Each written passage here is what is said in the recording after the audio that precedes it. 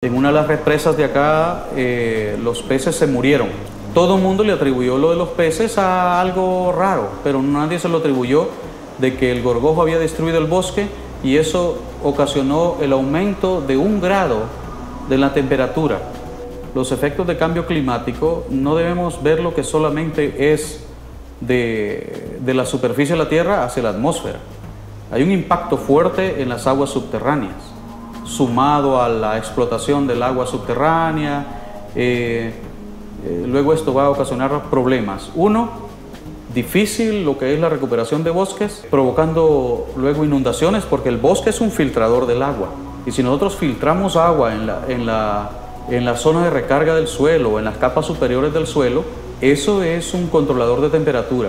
No hay una filtración de agua, el agua corre, causa inundaciones debido a que no hay algo que lo detenga. Y el bosque es primordial en detener la velocidad del agua y recargar el suelo con el agua lluvia. El incremento de temperatura es obvio, en las zonas montañosas tiene un mayor impacto. Estamos hablando que en la zona de estudio, donde estamos viendo los problemas genéticos, es a 1100 metros sobre el nivel del mar, pero en las zonas montañosas la alta temperatura hace que las plantas demanden más agua del subsuelo. Va a llegar un momento en que no vamos a tener regeneración y poco a poco vamos a empezar a perder las plantas.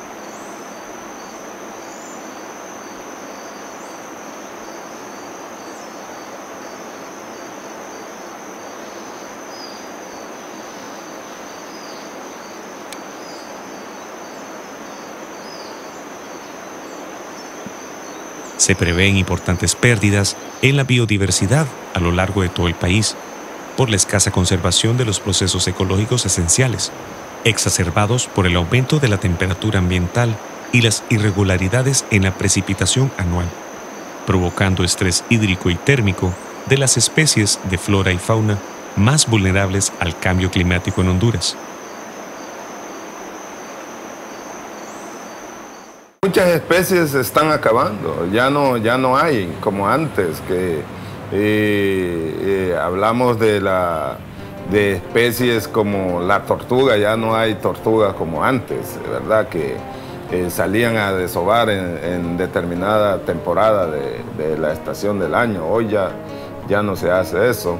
Y debido a tantas, una de esas cosas que creemos que ahora los pescadores tienen que faenar kilómetros para poder conseguir un pez, pero que también con estas disposiciones de zonificar las áreas donde se puede pescar y donde no se puede pescar, marca una diferencia. Honduras depende en gran medida de arrecifes coralinos en buen estado de salud, tanto por lo que es el sector turismo, como por el sector de producción de pesca. Como sabemos, los arrecifes son como los viveros para los peces. Los bosques de mangle y los arrecifes trabajan juntos para que las especies que explotamos comercialmente, ellos empiezan su ciclo de vida en estos sitios y luego salen al arrecife y el mar abierto. Los ecosistemas marino-costeros, como los manglares, arrecifes de coral y las lagunas costeras, todos de gran valor biológico, económico y cultural, gradualmente tenderán a desaparecer. Estos sistemas, altamente vulnerables y sometidos a una alta presión como consecuencia de la actividad humana, rápidamente están desapareciendo. Las medidas de protección que actualmente se toman para protegerlos son insuficientes si consideramos los escenarios de cambio climático. En el norte de Honduras, las consecuencias climáticas tendrán también efectos adversos en el sistema arrecifal mesoamericano, que conforma el segundo sistema de este tipo más grande del mundo. El cambio climático se superpondrá a otras presiones ya existentes sobre los recursos hídricos, sumada a la ya acelerada degradación ambiental de la mayoría de las cuencas hidrográficas en Honduras, siendo este un buen ejemplo de construcción de vulnerabilidad por causa de la deforestación, la ampliación de la frontera agrícola y los incendios forestales. Se prevé un escenario de intensas lluvias y prolongados periodos secos.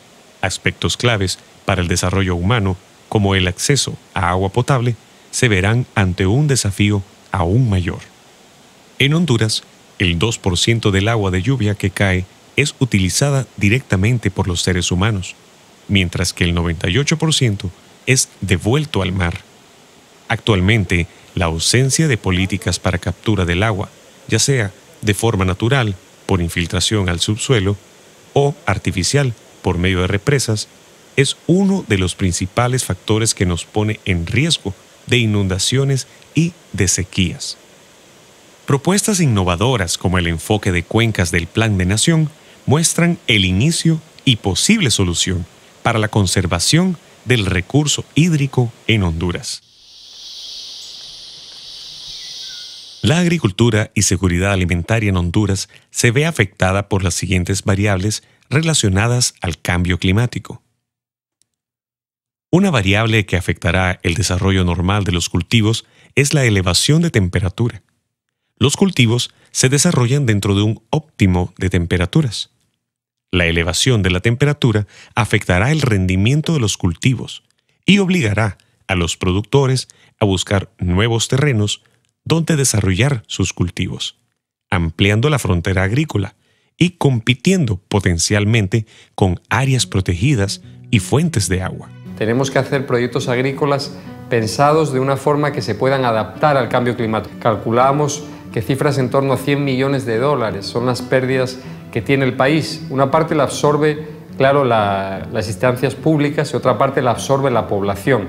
Entonces no podemos estar con ese nivel de pérdidas año con año. Tenemos un programa de apoyo en el caso de emergencias. Como usted sabe, Honduras es un país vulnerable, muy vulnerable a desastres naturales, recurrentemente afectado por sequías o por inundaciones, pero sobre todo hemos apoyado mucho en la época del Mitch y en las tormentas subsiguientes, en la tormenta tropical 16, en la tormenta Gama y ahora último en la tormenta Ágata, que fue en junio de este año. La capacidad de respuesta nuestra es exclusivamente para emergencias al día de hoy, más o menos 45.000 personas, como lo dije, por 30 días. Necesitamos trabajar mucho más en proyectos de largo plazo en las zonas más vulnerables. Por ejemplo, en la zona del corredor seco, que es la zona recurrentemente afectada por sequía, que las personas que viven en esa área no sean monocultivadoras, es decir, no cultiven únicamente maíz y frijol, sino que también puedan cultivar árboles frutales, pero sobre todo un proyecto que esté destinado a enseñar y a tecnificar el manejo y la sostenibilidad del agua. El riego parece ser una opción viable para gestionar este riesgo, pero en zonas costeras, como la región del Golfo de Fonseca, el utilizar agua de pozo en grandes cantidades puede provocar, por depresión del manto freático, la penetración de agua de mar al acuífero, salinizando el agua de los mismos e inutilizando los pozos. En Honduras actualmente el parque vehicular supera las 700.000 unidades.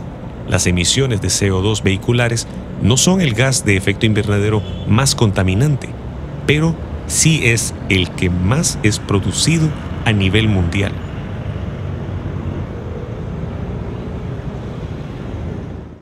Apostar por una política muy agresiva de diversificar nuestra matriz energética en términos así muy globales. Yo diría que el 70% de nuestra energía es energía térmica y el 30% es energía renovable. Y tanto desde la Secretaría de Recursos Naturales y Ambiente como nuestra posición como presidentes de la empresa Nacional de Energía Eléctrica y como partes del gabinete energético, hemos tomado una decisión de apostar por la energía renovable e intentar revertir, si usted quiere, estas cifras y que al final de nuestro gobierno, para lo cual quedan 3 años y medio, sea el 70% de energía renovable y el 30% de energía térmica. El área que tenemos actualmente de sembrada de caña es de aproximadamente 7.100 manzanas. Y ahora pues estamos arrancando con lo que es, desde el 2004, con lo que es venta de energía, que es otro rubro que estamos explotando. La parte de generación, donde está la turbina convierte ese vapor en energía mecánica, esa energía térmica la convierte en energía mecánica. En este caso, pues, es de 12.3 megavatios. contaminamos menos el ambiente, también menos emisiones de gases. Ondupalma es una empresa formada por 30 cooperativas de pequeños productores de palma africana. Estamos hablando de una producción de 200.000 toneladas al año y un proceso en los planteles industriales, en la planta extractora, donde obtenemos 40.000 toneladas de aceite crudo, y también hemos implementado el proyecto para producción de biogás, energía renovable, donde estamos aprovechando las aguas residuales de la planta extractora. El proyecto ahora está en la etapa de validación, ya próximamente estaremos listos ya para registrar como un proyecto MDL. Está generando unos 5 millones de metros cúbicos de biogás al año, el cual está siendo utilizado en el proceso productivo industrial, y también estamos generando energía limpia, energía renovable, con un motor generador marca Huascor con capacidad de 860 kilowatts por hora. Es muy importante el aporte que ha dado los mecanismos de desarrollo limpio para implementar estos proyectos, porque sin ellos los proyectos nunca se hubieran llevado a cabo, todavía estuviésemos contaminando aguas, todavía estuviésemos viendo como la parte trasera de las plantas extractoras de aceite de palma, las lagunas, y nadie quisiese ese tipo de proyectos.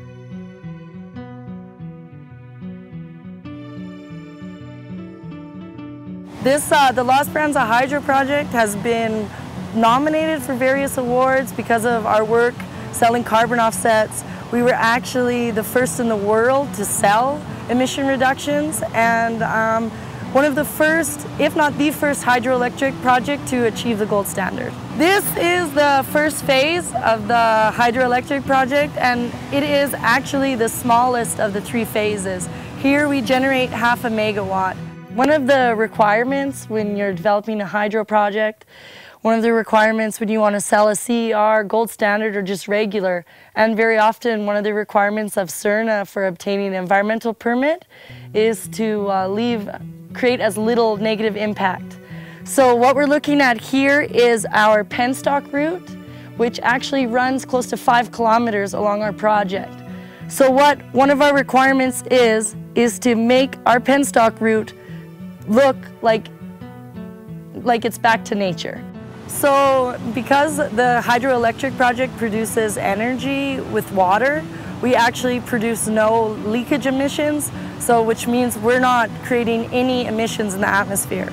And also what we're doing is for every kilowatt hour that our project produces, it means that Honduras uses 1 kilowatt hour less of a diesel plant or bunker diesel that they would be using to produce the same kilowatt hour.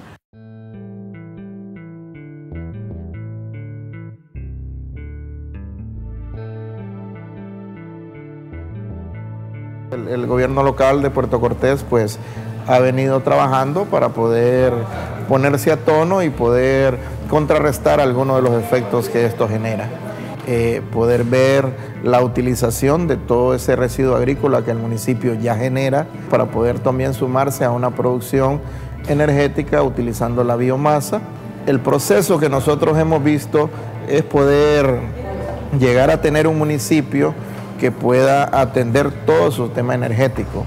La primera etapa del proceso es poder atender una generación con los desechos sólidos que hoy el municipio genera, que llegan a un relleno sanitario y que hoy simplemente pues se entierran y no surten un efecto en cuanto a la producción de energía. También utilizar el potencial maremotriz, la potencia que